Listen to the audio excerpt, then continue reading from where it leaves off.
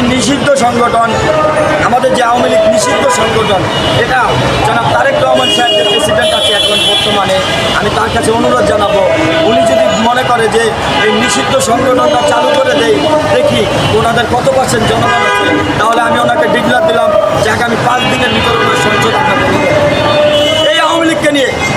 কেননা আমি জানি জনবল যাদের আছে তারাই এই বাংলাদেশের প্রেসিডেন্টের দায়িত্ব পালন করতে পারবে। আর যাদের জনবল নাই, তাদের মনে ভয় আছে, তাদের ভয় যদি নাই থাকতো তাহলে তো তাদেরকে নিয়েই নির্বাচন দিত। ভয় আছে বিদায় তাদেরকে ছাড়া নির্বাচন দিচ্ছে। যদি তাদেরকে নিয়ে নির্বাচন দিত তাহলে তারা তো সংসদে যেতে পারতো না, সংসদে আওয়ামী লীগ যেত।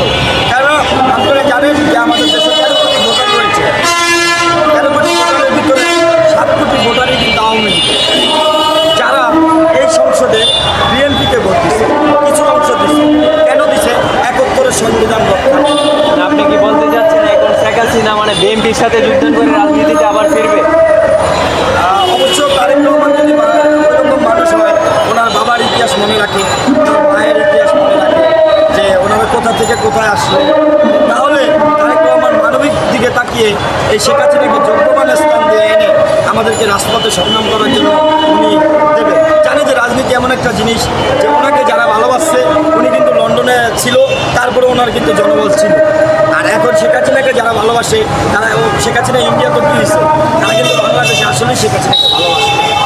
আর যাদের জনবল থাকবো তারা জীবন দিয়ে হলো তার সাকসেস হবে ইনশাআল্লাহ। আপনি যে একটি বিষয় বলেন ইন্ডিয়া শেখ হাসিনা, আমরা যতটুকু জানতে পেরেছি গোপন সূত্রে মানে ইন্ডিয়া রাজনীতি মানে ভারতের রাজনীতির সাথে শেখ হাসিনা যোগদান করছে, বা শেখ হাসিনা বলতে আওয়ামী লীগের কিছু নেতা মানে ওই ভারতের রাজনীতি করার জন্য মানে আগ্রহ, এই বিষয়ে আপনি কোনো কিছু জানেন কি বা বলতে পারেন? একটা কথা বলবো না, বাংলাদেশের রাজনীতি যারা করেছে বিগত সময়, শেখ হাসিনা বাংলাদেশের মেয়ে, জননেত্রী শেখ হাসিনা বঙ্গবন্ধুর কন্যা, উনি বাংলা ছাড়া ইন্ডিয়ায় রাজনীতি করবেন। হয়তো কি আপনি দেখেন ওনাকে সাপোর্ট কিন্তু ইন্ডিয়ায় উনি দিয়েছে, না ওনার নেতাকর্মী, ওনার নেতাকর্মী যারা রয়েছে, কিছু কিছু নেতাকর্মী আছে স্বার্থপর, টাকা হয়ে গেছে, পয়সা হয়ে গেছে, বাড়ি ফেরা দিছে, এখানে রাজনীতি করতে পারে, সবাই না।